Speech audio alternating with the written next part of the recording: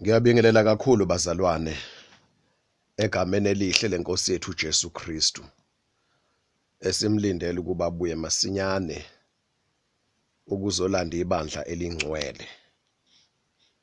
Ngaphandle kokubuya kaJesu kukhona bazalwane ukususwa komuntu emhlabeni ukufa. Kumele kufike ukufa umuntu eready. Asizihlambululeli, asizingcwelisele, asikholelwa kuphela ukuthi uJesu uzosilanda. Kodwa sikholelwa ukuthi uma ngabe kufika ukufa silandwa ngokufa sibe siready bazalwane. Ibandla liyahlanjululwa, liyangcweliswa. Uma kunezinto uNkulunkulu ayikhulumayo eziwuthintayo umoya wakho, ungapholisi amaseko, zingcwelise. Isikhathi siphelile.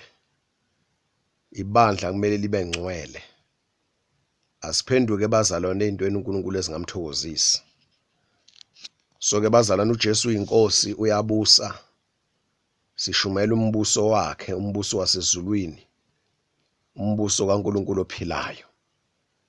Ngokwamukela uJesu, umbuso usuphakathi kithi ngoba siyakholwa inkosi uJesu. Kodwa ukuthi ubonakale literally, kubonakale ukusebenza kwawo, kubonakala ukulawula kwawo, kuyeza lokho bazalwane. Njengamanje sisawushumayela umbuso usalwiswa izitha zawo. Kusakhethwa abantu abazongena ekuphileni okuphakade babuse kulombuso kaNkulunkulu wasezulwini. So ke manje isikhathi sokulungiselela abazalwane sisempini njengamanje. Alikho isosha elibuthelwe kuKristu elilibala iminako yalokhu kuphila. Kodwa isosha nesosha liyazama, liyaphikelela, liyayimisela ukuthi lithokozise lo elibuthelwe kuye uJesu Kristu. So ke bazana, siyabonga ukuthola lithuba lalezi inkonzo enje. Sizofunda izwi lenkosi bazalwane. Lapha na kuLuka chapter 21 uverse 36. Ngakho-ke lindani nikhuleke ngezikhathi zonke ukuze nikwazi ukuphunyuka kukho konke lokhu okuzakukwenzeka nokuba nime phambi kwendodana yomuntu. Ngakho-ke lindani nikhuleke ngezikhathi zonke ukuze nikwazi ukuphunyuka kukho konke lokhu okuzakukwenzeka nokuba nime phambi kwendodana yomuntu. Umyalo lo wenkosi uJesu ukuthi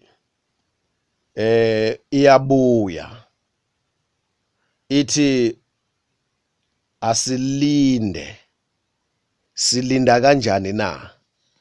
Silinda sikhuleka ngezikhathi zonke. Uyinake lonto ukuthi ukukhuleka ngezikhathi zonke silindile ikhona ukuzosiza ukuthi siphunyuke. Siphunyuka ezintweni ezizokwenzeka, ezizokwehlela umhlaba, ezibhlungu.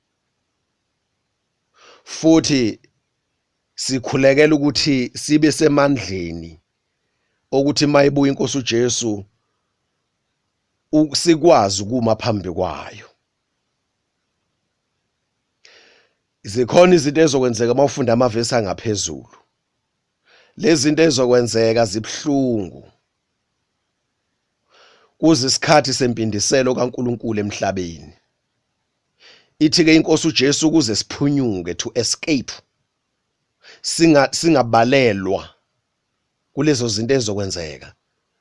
Into ezosisiza ukuba silinde ukuba sikhuleke, and hayi ukukhuleka nje ekseni mawuvuka, ukukhuleka ntambama mawulala, noma ukukhuleka ngamahora athile. Uthi uJesu sikhuleke ngezikhathi zonke. Asilisabi izwi kaNkulunkulu bazalwane malikhuluma, silithathe very serious, kusizwa thina. Ukhuleka kanjani ngezikhathi zonke? Kusho ukuthi ngeke usakwazi ukwenza enye into. Ukukhuleka kusikhona kuphela lokhu esifundiswe khona ireligion, yokuthi umuntu uyacimeza abese yakhuluma bese eqeda athi amen bese yahamba. Ukukhuleka, umkhuleko ubudlelwana phakathi kwakho noNkulunkulu. Ubudlelwana benzeka ngendlela ezahlukene. Okunye kwakho lokhu ukuthi uyakhuluma. Uma ukhuluma uNkulunkulu ozwayo. Uma uzokhuluma noNkulunkulu, ukukhuluma kwakho kuyizigaba ezahlukene. Uyakhuluma inkulumo yokubonga, uyakhuluma inkulumo yokucela, uyakhuluma inkulumo yokuxolisa, yokuvuma ukuthi inkosi ngonile nokuphenduka. Uyakhuluma inkulumo yokudumisa. Then uyakhuluma inkulumo yokucelela nokunxusela abanye abantu.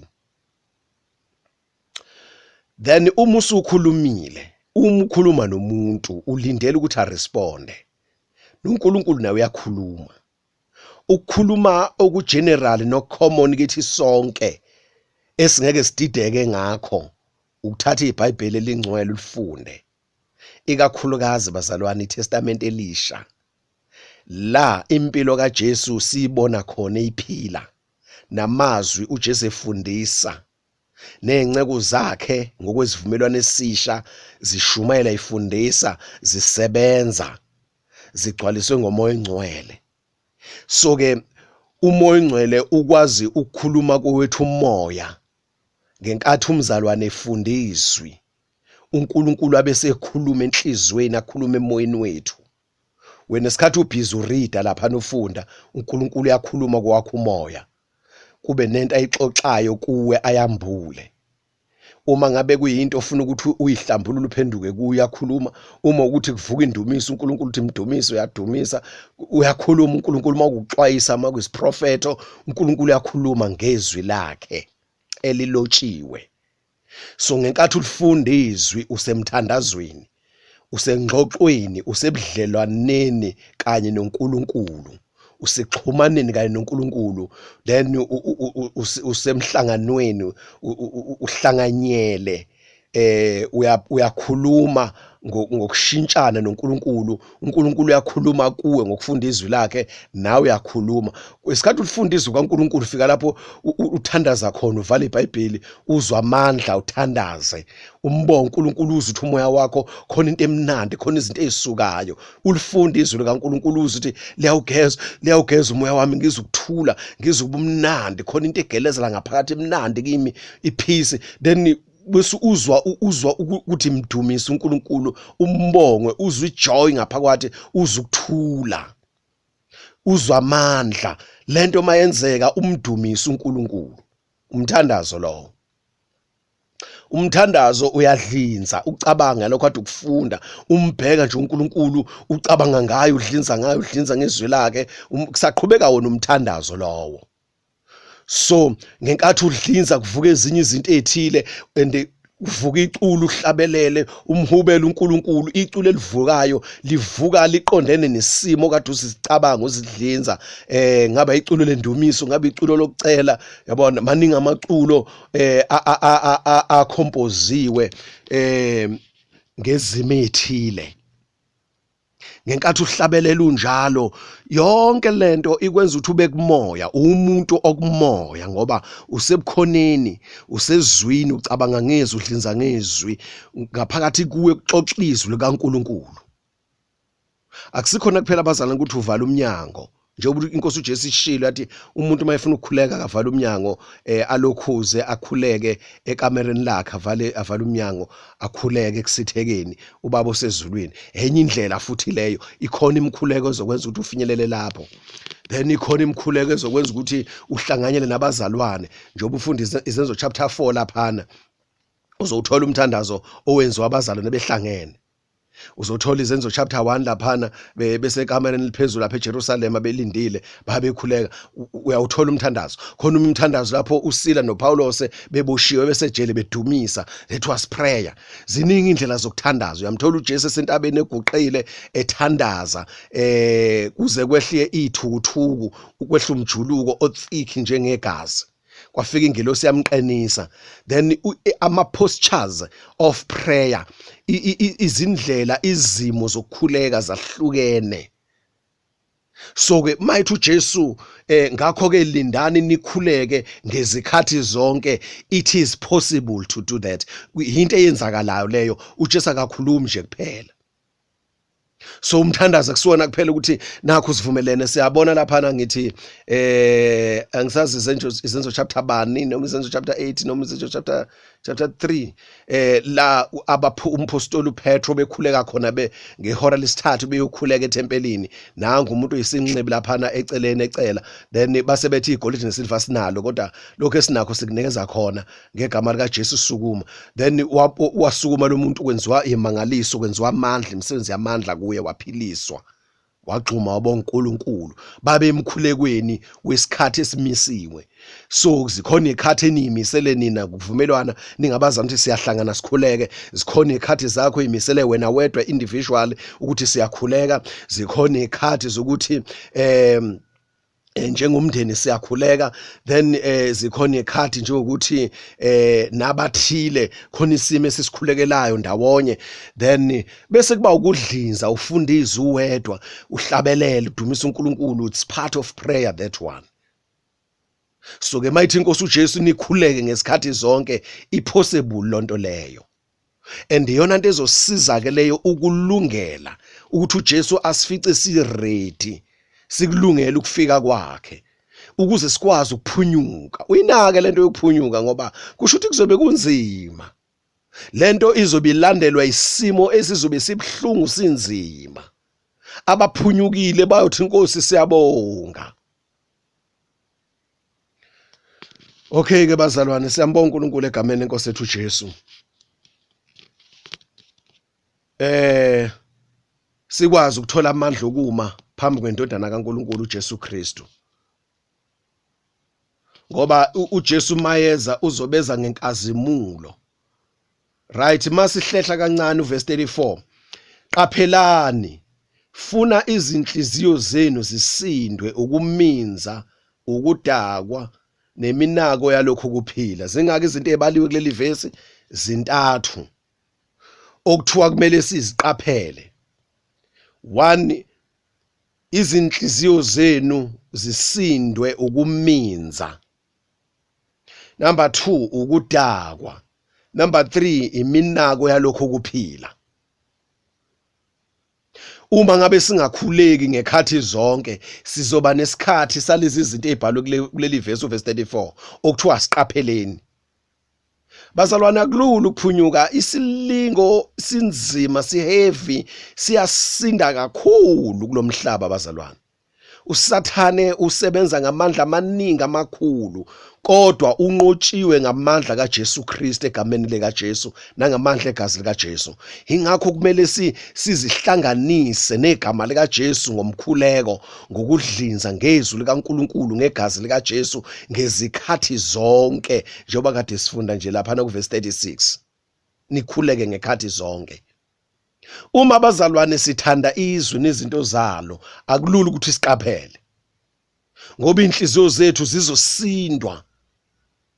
Yabona, zizosindwa inhliziyo zethu ukuminza, ukudla, ukuminza, ukudla kakhulu, ukuphilela, ukujabulela, ucabanga kakhulu ngokudla ukuthi ngizodla. It's about ukudla. Abantu babhize emhlabeni, abanaso isikhathi uNkulunkulu, bayasebenza, basebenzela ukuthi badle, baphuze, yabona. Then benza imicimbi, benza amaphathi, kwenziwa lokho nalokho. It's about ukudla. Ucabanga isikhathi esimoshwayo, isikhathi esichithekayo, isikhathi esisetshenziswayo kulungiselela kusetshenzela ukudla kuphekwa kudliwa kuplanwa ukuthi kuzoba nomcimbi othile kuzoba nenkonzo ethile makwenziwa inkonzo ukudla kukhona phakathi angisho ukuthi wrong ukuthi sidle kodwa uthi uJesu asiqapheleni yabona it's like la uJesu uxwayisa ngokuthi singaphileli ukudla kodwa sidlela ukuphila umuntu ophilela ukudla umuntu impilo yakhe izaphatha ukudla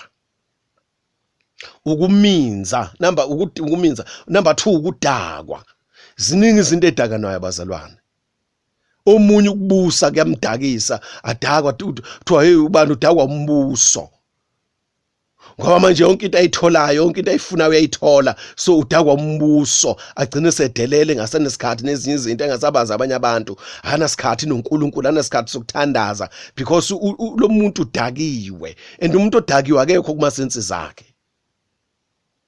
Number 3 imnako yalokhu ukuphila lezi zinto ihamba ndawonye abazalwane imnako yalokhu ukuphila abantu babhizi banaka imnako banake ini imfundo yabo banaka imisebenzi yabo banaka amabhizinisi abo banaka izinto zabo abantu imnako izinto ezithinta ukuphila kulesi sikhathi ukuphila enyameni uthi uJesu uqaphelani uthi uJesu asiqaphele uverse 35 ithi ngokuba lolu suku luyakufika njengogibe kubo bonke abantu abasebusweni bomhlaba wonke.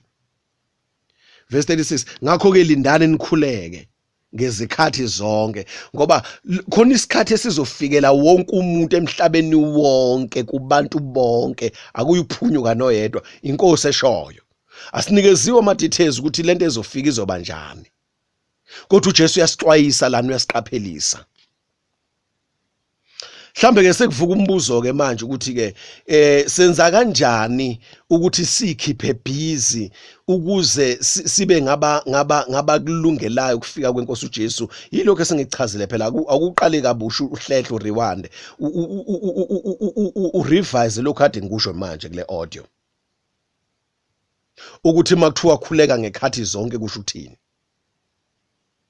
kupossible uyakwazi ukuthi uthi usebenza uwasha izitshe ekitchen ubukhuleka uyakwazi ukuthi ushanele igceke ubukhuleka uyakwazi ukuthi usemasimini ubukhuleka uyakwazi ukuthi ubukline endlini ubukhuleka uyakwazi ukuthi ubuwasha ubukhuleka ngendlela esengichaze ngayo umkhuleko akusikhona ukukhuluma kuphela ukuthi uyakhuluma noNkulunkulu umkhuleko uhlanganisa izinto ezahlukene eziningi lezi esengibalile mhlambe ngakukhumbuza kancane umkhuleko uyakuhlanganisa ukuthi uyakhuluma umkhuleko uyahlanganisa ukuthi uNkulunkulu uyakhuluma kuwe isikhathi ufunda iBhayibheli umkhuleko uyadlinza ngalo umkhuleko uyakhuluma ngalo uyafakaza umkhuleko uyahlabelela umkhuleko uyabonga uyadumisa uyanxusa uyacela ezinye inhlobo zemkhuleko lezo uyadlinza umkhuleko yabona so umkhuleko uyakwazi ukwenza ngezinhlobo ezahlukeneyo yabona uyakwazi ukwenza umkhuleko ngenhlobo ngendlela ezahlukeneyo kodwa ubuse emkhulekweni sikhona kuphela ukuthi ungene ekamereni lakho uvala uguqe bese uyalokhuza bese uyathandaza okunye kwakho lokho uyakwenza uyabona uthi kade uhlabelele udumisa isikhathi usebenza yabo ufika isikhala lapho uthi ake ngivale ikamera ngiguqe phansi ngithandaza kwesikhathi uthi uyaphuma phandle uzwe kuvuka iculo lendumiso uzwe uthi ngiyamdumisa uNkulunkulu wami khona isime ngikuso manje uphakamisa izandla umdumisa uNkulunkulu uyakwazi ukwenza lokho hamba endleleni uyacabanga ngoNkulunkulu uyadlinza ngoNkulunkulu uyacabanga ukuthi kambe inkosi ingakuthokozisa kanjani uyacabanga ukuthi ukuthokozisa uNkulunkulu akusikhona kuphela ukuthi ukhulume naye ngqo kodwa uyacabanga ukuthi inenhle kufanele ngiyenzele omunye umuntu ophilayo emhlabeni oyisidalwa sikaNkulunkulu omfanekiso kaNkulunkulu wafelwa uJesu Kristu ucabanga ukuthi ngamenzelani ubani nesimo esithile ubani udinga usizo oluthile ake ngimsize ubani ake ngicabanga esikhathi wenza lokho uyacela ukuthi inkosi ngicela ungisize ungipha amandla ngikwazi ukusiza ubani ngikwazi ukwenzela ubani into enhle kuseumkhuleko wonke lowo.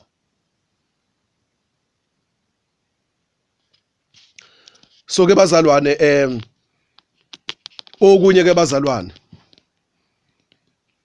ukuze silungele sibe ready ukufika kwenkosi yethu uJesu sizofunda uMarko chapter 12 sizofunda siqale lapha na kuverse ngithi 29 uMark chapter 12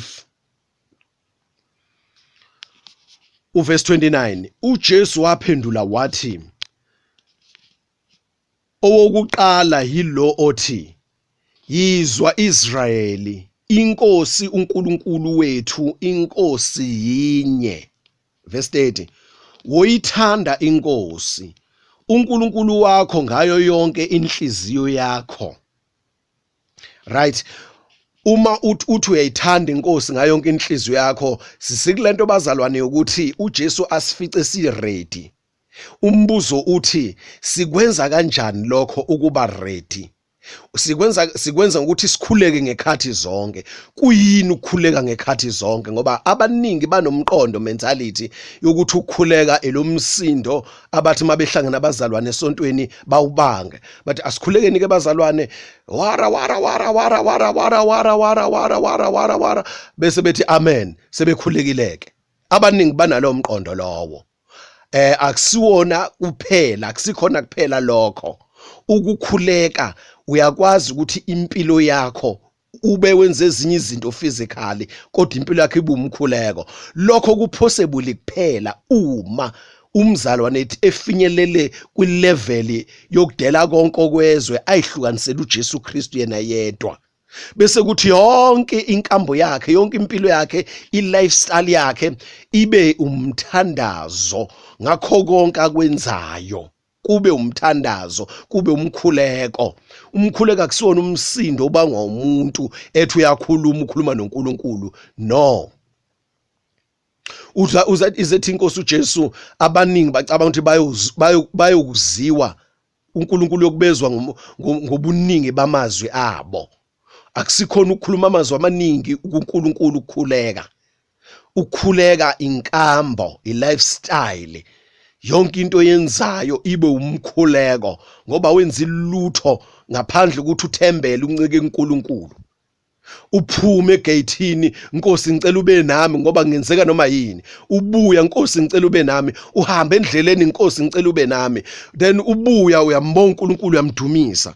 Uqala manje udlu uyabonga, Nkosi ngiyabonga lokudla. Uphuza amanzi, uphuza ijuice. Nkosi ngiyabonga lamanzi ongidalele wona. Baba ngiyawabonga, ngiyawabusisa egameni kaJesu. Ngiyabonga Nkosi. Uyabonga, uyadumisa, uyacela, uyanxusa, unxusela abanye, uyahlabelela. Ukukhuleka kuvela ngezindlela eziningi. And uNkulunkulu mawumthanda ngenhliziyo yakho yonke, njengoba kusho leli verse nje uverse 30, uNkulunkulu mawumthanda ngenhliziyo yakho yonke ucabanga ngaye ngezikhathi zonke, ngoba inhliziyo yakhe ayisenayo iminako yalelizwe, ayisakhathalela izinto zalokhu kuphila, ayikho kwi-competition, ayikho kwi-bright future yalelizwe, ayikho empumelelweni yalelizwe, ayikho ezintweni eziphathekayo materialism ukuthi into zami is not, awusenazi izinto zakho, uyabona, ngoba manje wena uthanda uNkulunkulu ngenhliziyo yakho yonke. Uyithanda inkosi uNkulunkulu wakho ngayo yonke inhliziyo yakho nangawo wonke umphefumulo. Okwesibili, nangawo wonke umphefumulo. Umphefumulo bazalwane uhamba, mukhuluma ngomphefumulo soul, uhamba nani nama emotions nemicabango nelekhuzana nemizwa, ulwazi, ingqondo laphana, ukukhumbula, ukwazi izinto, konke lokhu kusetshenzwa laphana emphefumulweni. So uNkulunkulu mathi wayithanda inkosi uNkulunkulu wakho ngawo wonke umphefumulo. So ukwazi kwami, my knowledge, i-information enginayo is about God. Ngibuka uNkulunkulu, ngibuka ubuhle bakhe, ngibuka imvelo yakhe, ngibuka indalo yakhe into ayidalile, ngibuka izinto, ngibuka abantu. It's about God. Odale yonke into, ngimnikeza udumo uNkulunkulu, ngicabanga izwi lakhe, ngibuka ubuhle bakhe, umusa wakhe ngisindisa. Yabona? Then kwesinye isikhathi umthandazo uyavela ukuthi niyaxoxa nomzalwane, akusherela into ethile, kumbuleka into ethile, akhuluma into ethile. Ngenkathi uNkulunkulu ekhuluma ngalomzalwane uyasizakala, umbonga uNkulunkulu umdumise. Nihlangene, nihlangana ngamahubo, nihube ndawonye, nisherizwe ndawonye. Hayi ngoba nisesontweni, hayi ngoba nisendaweni uthi yokuthandaza kuphela. No, i-religion efundisa abantu lokho. Sihlangana nje endleleni nje, akabonga uJesu, muhle uJesu. Muhle uJesu wethu. Hey muhle uNkulunkulu wethu, hey yazi enhlizweni yami ihleli lokhu lezi insuku kubekeke ukuthi hey yazi uNkulunkulu wamphula ukuthi kulezi insuku hey no ngizokubona ndoda ngisaphuthuma endaweni ethile hey ngiyabonga namfowethu lokhu ukukhuluma esikhulumile kungisizile kakhulu.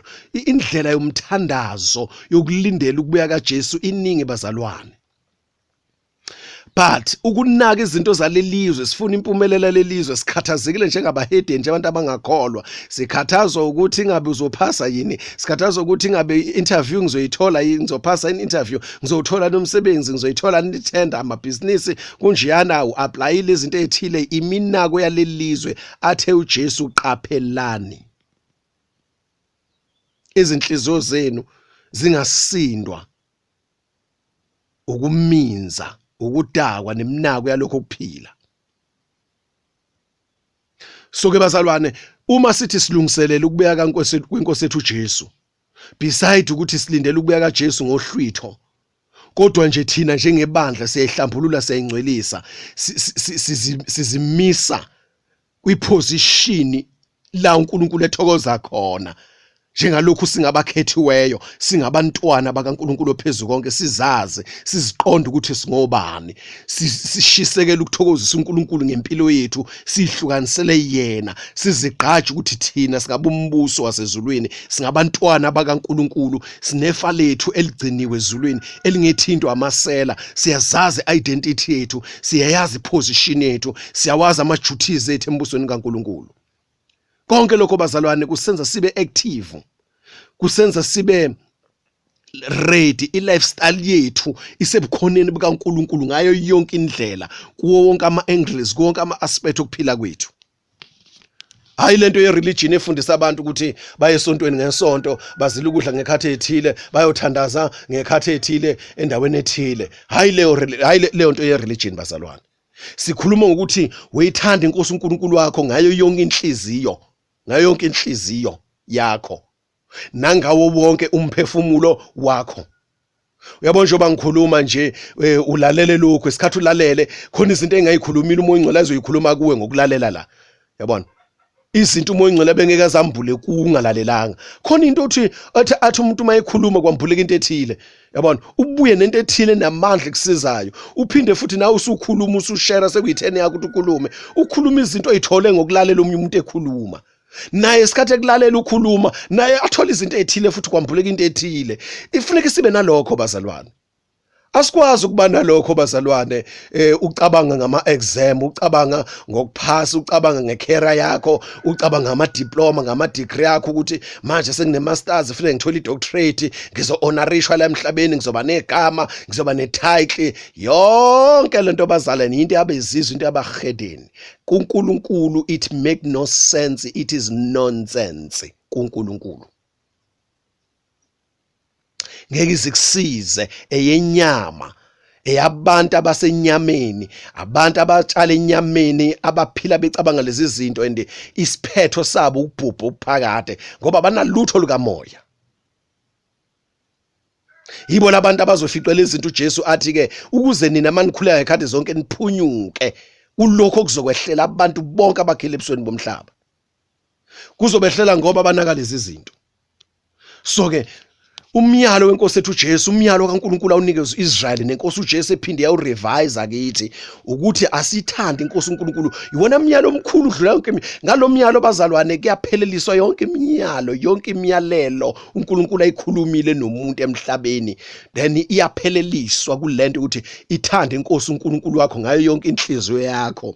Ngeke umone uNkulunkulu, ngeke umone umakhelwane, ngeke umgangela umakhelwane, ngeke umtshontshela umakhelwane, ngeke umhlambalaza uNkulunkulu, ngeke umdisobey uNkulunkulu, ngenxa ukuthi uyamthanda uNkulunkulu ngayo yonke inhliziyo yakho. Momthanda ngayo yonke inhliziyo yakho, uyimisela ukwenza konke ukuthokozisa uNkulunkulu ngekhathi zonke, ukuphila kwakho konke ukuhlukanisela ukukhonza uNkulunkulu, ukujabulisa uNkulunkulu. Uyamjabulisa nangokwenza okuhle kubantu bakhe abadalile, ngokwenza okuhle kwabanye abazalwane, akuyi ngesikhundla sakho. Omkhulu yenza okuhle kwabancinyane, umholi uyenza okuhle kulaba akabaholayo, nabaholwayo bayenza okuhle kubaholi babo.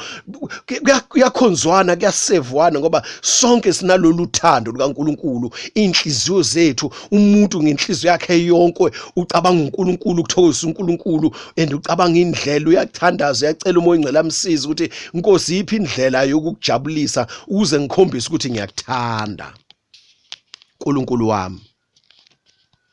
Number 3, nangayo yonke ingqondo. Right? Uyithanda iNkosi uNkulunkulu wakho ngayo yonke inhliziyo yakho, nangawo wonke umphefumulo wakho, nangayo yonke ingqondo yakho, nangawo wonke amandla akho. Umphefumulo sengichazile bazalana ukuthi umphefumulo wakho ukuphila kwakho. Ngayo yonke impilo yakho, ngakho wonke umphefumulo wakho, with all your soul. Nangayo yonke ingqondo, engqondweni uma ubuka into yengqondweni uyacabanga ngayo. Uma uza umuntu ekhuluma, ukukhuluma komuntu kuyengqondweni. Uma ufundiswa something kuyengqondweni. So ke uma uthanda iNkosi uNkulunkulu ngayo yonke ingqondo yakho, then ucabanga ngezinto zikaNkulunkulu ngengqondo yakho. Elinye ivesi lithi ke nangawo wonke amandla akho. So ukusebenza kwakho konke uNkulunkulu, njengoba ngitshala lamaklabishi njena, umakhelwane wami abelambile ngizomupha, ngizodayisa. Uma kukhona udinga imali, nami ngizothenga lokho engidinga ngemali engizoyithola ukudayisa. Then bese ukuthi uma kufika umuntu exakekile, ngimuphe lo 10 rand enginawe, ngithole ngidayisa iklabishi noma 20 rand noma 50 rand ngimuphe. Ucabanga izinto ezinhle kanjalo. Angikhulumi ngeklabishi kuphela, kuningi ongakwenza ngezandla zakho. Uyikhipha busy, enkathi uyikhipha busy usebenza, uyathunga, uthunga amalokwe, uthungela abantu abathile, uthi uNkulunkulu ngiyamjabulisa, ngiyamsiza ukuthi ambathe, uzojabula ubani sengimthungele leli lokho. Ngenkathi usebenza ngezandla zakho udayisa, utshalile ihlahla zama-orintshi, uyawakha ama-orintshi, uyawakhena, then uyawadayisa. Ngenkathi wadayisa uthola imali ukuthi ngizojabulisa umzalwane ubani ngale mali engizoyithola lana, ngimuphe isipho esithile. Kuningi nje bazalwane. Uyabheka ukuthi yini enginayo engasayidingi empilweni yami, ake ngiqoqe. Umzalwane ubani ngimbonile ngazathi izicathulo zakhe seyithanda ukutsheka, and uvamise ugqoka izicathulo ezodwa. Umzalwane masi nenkonzo ezithile, masihlangana endaweni ethile, uvamise ugqoka iloko elithile, uvamise ugqoka ibhruku elithile. Ake ngimthathele lokhu ngihambe ngiyomupha. Uyacabanga, uyadlinza, yabona, ngamandla akho onke. Yonke impilo yakho ngoba uyihlukanisela uNkulunkulu omthandayo, awunalo uthando olubili. Awunalo uthando lwezinto zalelizwe neminako yalelizwe, awunalo uthando lwemfundo yalelizwe, awunalo uthando lemisebenzi yalelizwe, awunalo uthando lempumelelo yalelizwe. Unothando ngenhliziyo yakho yonke, ngengqondo yakho yonke, ngomphefumulo wakho wonke, ngamandla akho onke. Unothando lukaNkulunkulu okudalile yena yedwa. Awumshebi, awumbhanqi nenkanuko zakho, awumbhanqi nesystem kahulumeni, awumbhanqi nobubhizi babantu, awumbhanqi ama-interest abantu kulomhlaba, awumbhanqi nokudunyiswa kwabantu ukuthi hey ususebenzile, usuphumelele, usuthola ukuthi, ususekusele kancane manje ukuthi ube udokotela, sekusele kancane ukuthi ube ukuthi. Awumbhanqi nazo zonke lezo zinto. Okay ke bazalwane, verse 31, owesibili, womthanda umakhelwane wakho njengalokhu uzithanda wena. Awukho omunye umyalo omkhulu kunaleyo. uJesu osho njalo. Awukho omunye umyalo omkhulu kunaleyo. Lembili uJesu ayimisile. Hayi usungazama ke na uyimisele yakho ke. Usungazama ke na ukufundisa ngendlela yakho. Kodwa uJesu uqedile nje ukuthi awukho omunye umyalo omkhulu odlula lona. So ke bazalwane siyayihlambulula, silungisela ukubuya kweNkosi uJesu bazalwane masinyane. Uma ithi iNkosi uJesu awukho umyalo omkhulu ukudlula kunalena. Right, ngikhumbula amaGalatia chapter 5, ngithi uverse bani bazalwane, uverse 20 bani 23. Uverse 24. Right, uverse 23. ubumnene nokuzithiba. Ngijahele lengxenye ethi akukho umthetho ongamelana nalezi zinto. Akukho umthetho ongamelana nalezi zinto.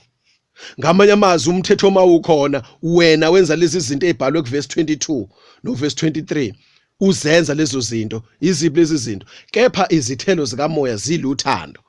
Uyithanda inkosi uNkulunkulu wakho ngawo wonke amandla akho, ngayo yonke inhliziyo yakho. Awukho umthetho wonke oshayiwe wawushayelwa abantu abangamazi uNkulunkulu, abangamthanda uNkulunkulu, abanezinto zabo abayinakayo, abanezinto zalelizwe, abajabulisana bodwa bengabantu emhlabeni bekhohlwa uNkulunkulu. But othanda uNkulunkulu ngenhliziyo yakhe yonke, ngengqondo yakhe yonke, ngamandla konke, ngomphefumulo wakhe wonke, ngomoya wakhe wonke, lowo muntu lowo ugcwalisile ufezile umthetho wonke. Awukho umthetho ongamiswa odlula lokhu noma lesi senzo.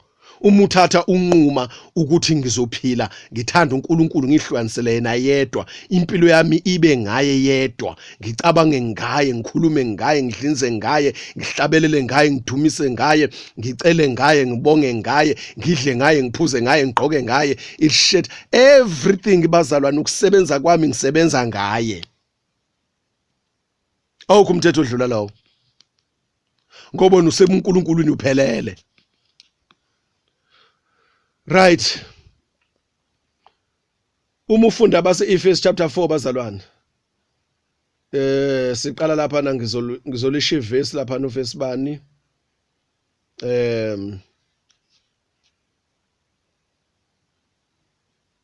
Okay. Uverse bani bazalwane. Right. Ake siqale lapha na ku verse 17. Ngakho-ke ngiyafakaza enkosini ningabe nisahamba njengalokhu kuhamba abezizwe ngobuze bengqondo yabo, ngobuze bengqondo yabo, futility of their mind. Abantu bahamba ngengqondo yabo, bayafundisana izinto ziningi, izinto abafundisana zona. Ozalelwe ekhaya likhonza amadlozi yafundiswa, indlela abakholwa ngayo, abasonta ngayo la ekhaya ehlanganisa amadlozi abafileyo neNkulunkulu ophilayo, bayafundiswa lokho ekhaya, yabona.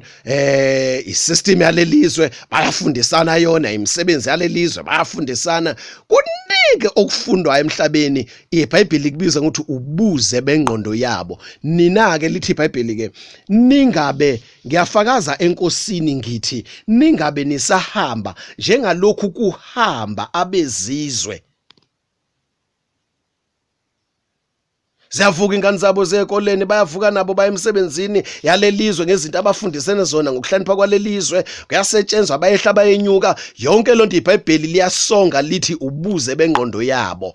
Ningabeke nina nisahamba kanjalo, ngoba mawuthanda inkosi uNkulunkulu wakho ngayo yonke inhliziyo yakho, awunazi isikhathi salento. Uma uthanda inkosi uNkulunkulu wakho ngayo yonke ingqondo yakho, awunazi isikhathi sobuze bengqondo yabantu emhlabeni. Awunayo nisho interest yokufundiswa ngabantu izinto zabo. Uyaqonda ukuthi zonke lezi zinto uNkulunkulu uzoyiphuphisa ngomlilo kulabo abamzondayo. Ilezi zinto uJesu athe qaphelani ukuthi niphunyuke ekufikeni kwenkosi uJesu, ukuze lezi zinto ezokwehlela umhlaba wonke kubantu bonke zinganehleli nina. Right. Verse 18. Abangqondo yabo ifiphazwe ngobumnyama, bahlukaniswa nokuphila kukaNkulunkulu ngenxa yokungazi kwabo nangenxa yobulukhuni benhliziyo yabo. Obani bona? Abantu balelizwe abangakholwa inkosi uJesu. Usiyabona ke makuthiwa ke singahambi, yabona, singahambi njengalokhu kuhamba abezizwe. Indlela zethu thina esikholwa isindiswe igama lika Jesu zihlukile kunalezi abezizwe. Bona balawula umthetho wabo abayimisele wona bona. Thina silawula umthetho kaNkulunkulu esiwumiselo uNkulunkulu.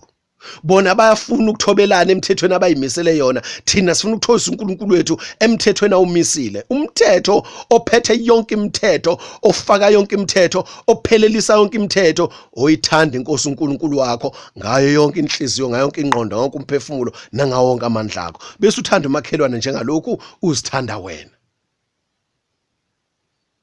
All right. Verse 19, okuthe bangalahlekelwa ngokuzisola bazinikela emanyaleni amakhulu ukuze benze ukungcola konke ngokuhuheka. Uyabona amanyala kanjani manje emhlabeni? Indaba nayo inkanuko zabantu, uhuheka kwabantu, kubulawa abantu, kudlwengula abantu, kuyantshontsho, kuyahlukunyezwana, kuyagqekezwa, kuyathukwana, kuyazondwana, kuyadulutshulwana, kusekunabantu abakhokhelwa kuthiwa zinkabi, umsebenzi wabo nje sungumsebenzi osemthethweni, uyinkabi uyayiqasha. Yonke lento bazalwane yini kufunwana emhlabeni? Ngenxa yezinto zabo abantu nenyama yabo nenkanuko zabo nokuheka kwabo, kuningi okuba bakwenzayo. Ngenxa yentando yabo nemiso zabo nemithetho yabo, kuningi abakwenzayo ongamthosi uNkulunkulu. Isona sizathu esokwenza ukuthi uNkulunkulu awujezise lo mhlaba. Kuthiwa thina singahambike nalabo bantu, asikukho la sihlangana khona nabo. Verse 20, kepha nina animfundanga uKristu kanjalo. Uma nimzwile nafundiswa kuye uJesu Kristu njengokuba iqiniso lika Jesu, ukuba nikhumule umuntu omdala ongowenkambo yakuqala, owonakele, corrupt, ngenxa yezinkanuko zenkohlakalo. Bazalwane, uma ukhuluma ngeprosperity yalomhlaba yalelizwe, inkanuko lezo zenkohlakalo, inkanuko zecorruption, bayahlukumezana abantu bekhanukela impumelelo. Njengoba ngikhuluma nawe nje, imigwaqo injani la eSouth Africa? Injani imigwaqo? Mangana namangaqanjiwe, kwakhishwa imali kuthiwa kwakhe umgwaqo, athi umgwaqo uzokwakhiwa. Then umgwaqo unama potholes, kudlule ama potholes kugcine sekuyizigodi ezinkulu.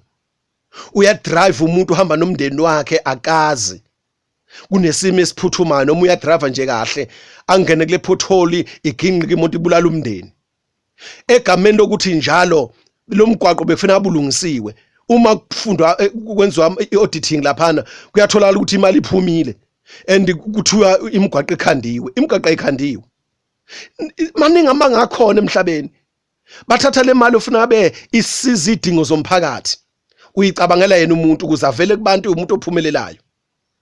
Thina bese siyakhanuka bazalwane, sikhanukela impumelelo yabantu, kodwa kunegazi lichithekile ngenxa yani yalezi zinto. Bazalwane, ngeke ngiqede konke ngenxa yesikhathi. Nawe nje cela uMoya Ngcwele akusize. Inkanuko zenkohlakalo, yabona, nje ukusho kwezwi lezi ukuthi nikhumula umuntu omdala ongowenkambo yakuqala, owonakele ngenxa yezinkanuko zenkohlakalo. Ziningi indlela zokufa abazalwane abantu abafe ngazo egameni lokuthi abantu bathi bayasebenza kodwa abathembekile.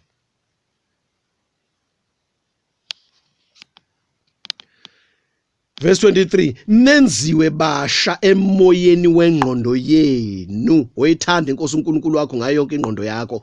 Uma uJesu ekufica wenza lezi zinto, I'm sure yokufica already ukuhamba naye, ngoba awunandaba nalutho lwalelizwe. Uma uzolalela kahle le audio, uyifunde kahle lokhu uyiphinda uyilalela, uthandaze, ucela uMoya Ngcwele wambhule nalokho ongakhulunywe le audio, ba ngeke ngikhulume konke.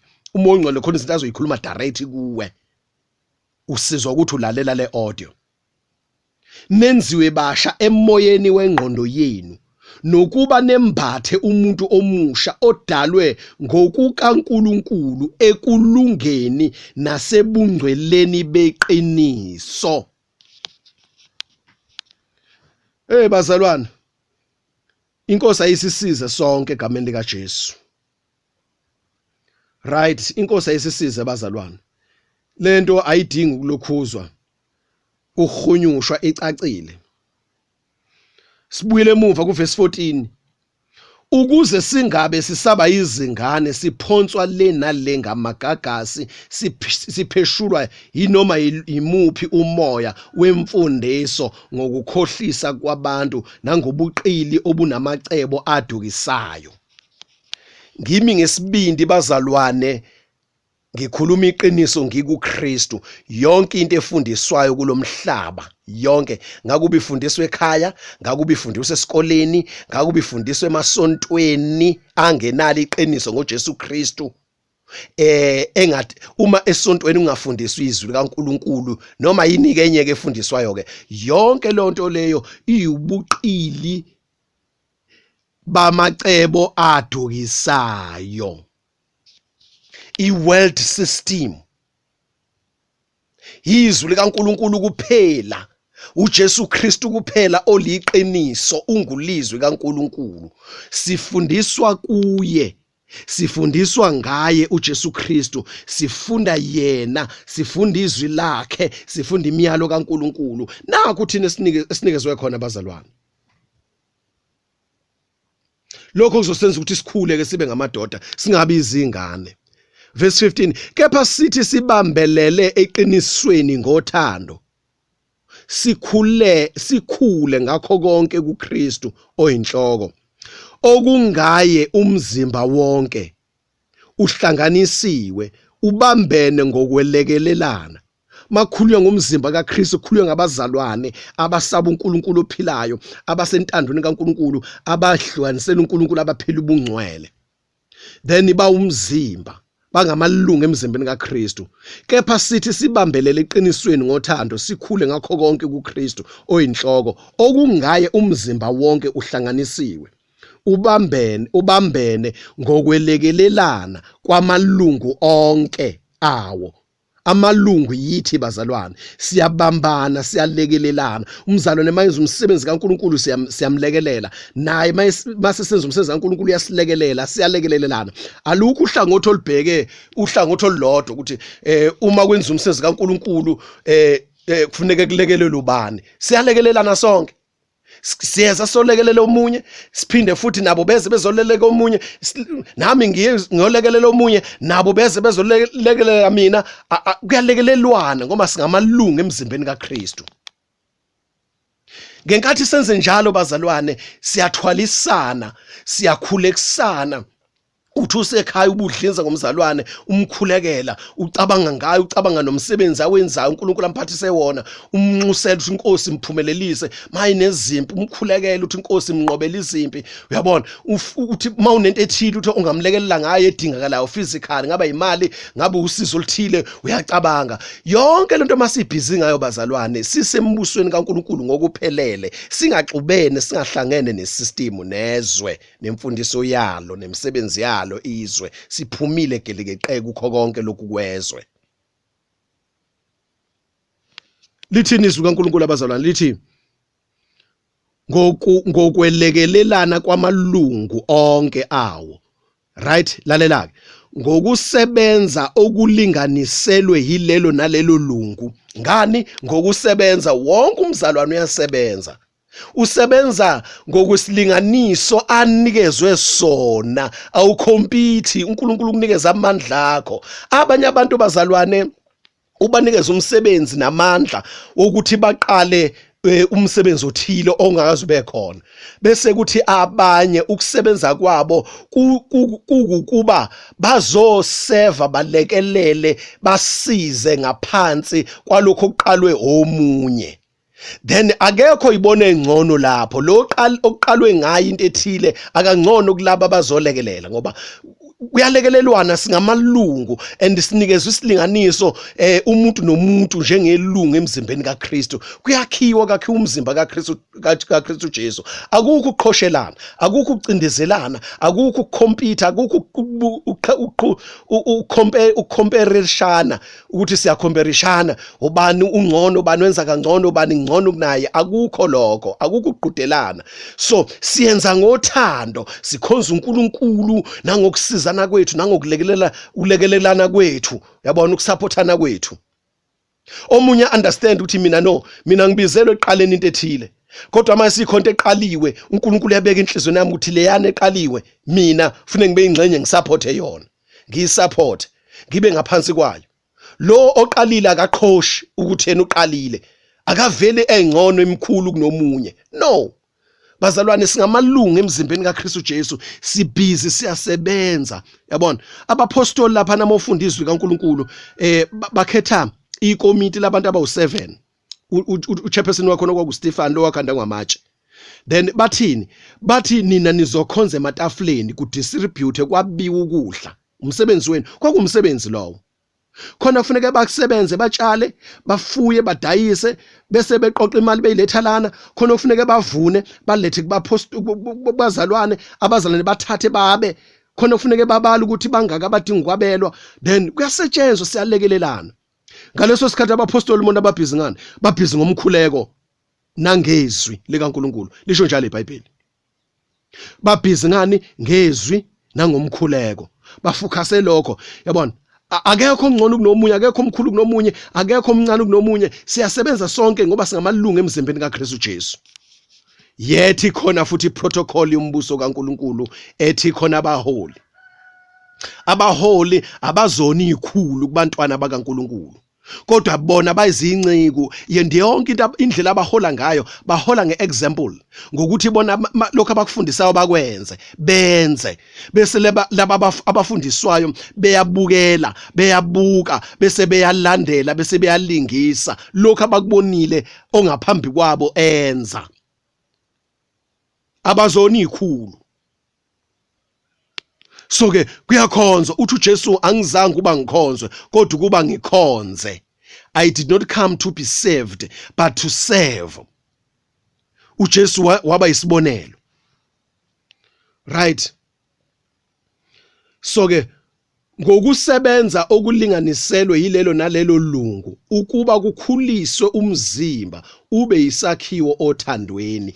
uJesu uzosifica siready ke bazalwane. Ngenkathi sisebenza, umuntu esebenza ngokwamandla uNkulunkulu amkalele wona. Sineziphiwo zikamoya. Khona i5 minutes kulo chapter 4 esifundayo. 1 Corinthians chapter 12 iziphiwo zikamoya engcwele lapho zikhona. Bese kubakhona eminye imisebenzi esetshenzwa embusweni kaNkulunkulu, amaRoma chapter 12 wafunde ukuthi nombani uqhamuka ngalokhu, ubani uqhamuka ngalokhu. Nawe uzolalela emoyeni wakho ukuthi hey mina kubekeke ukuthi mina nanka amandla enginawo, nakhe ngithanda ukwenza embusweni kaNkulunkulu. Bazalwane, it's not about you ukuthi uzotholana, uzothola malini ukuze uhambe uyothuthukisa wena. No, it's not about that. Yonke into esenza embusweni kaNkulunkulu lalela kuthiwani ukuba kukhuliswe umzimba ube isakhiwo othandweni. Umzimba kabani? kaKristu Jesu. Ngiyabonga kakhulu ke bazalwane. Nkosi yomusa sibusise sonke. Ngiyethemba ukuthi uMoya Ngcwele uzosilekelela mase sizwele audio kube khona ungibulekayo ukulungela ukubuya kwenkosi yethu Jesu. Isifice masifunda laphana la sifunde khona bazalwane uLuka 21 uverse 30 says ukuthi ngakho ke lindani nikhuleke ngekhathi zonke. Lindani nikhuleke ngekhathi zonke. So ke lokhu kusebenza ngesilinganiso okalelwe ngaso ngamandla uNkulunkulu akunikeze wona ngokwesiphiwo, awukho umsebenzi omncane embusweni kaNkulunkulu. Yonke imisebenzi ibalekile. Anything oyenza uthi inkosi ngidele konke kwalelizwe ngihlukanisele wena. Anything oyenzayo entandweni kaNkulunkulu ngokwezwi lukaNkulunkulu, leyo nto leyo uzovuzwa ngayo, uyoreward ngayo. Kuyakhiwa kakhiwa umzimba kaKristu. Akwakhiwa bazalwane isonto lomuntu othile, akwakhiwa bazalwane iministry yomuntu othile, akwakhiwa ilokhuzana into yomuntu othile. No, kwakhiwa umzimba kaKristu Jesu. Thina sonke sisindisiwe singamalungu kulo mzimba. So wonke umuntu ufuneka abe nento ayenzayo, abe active. Siyabonga bazalwane, inkosi yomusa sibusise egameni lenkosi yethu Jesu. Amen.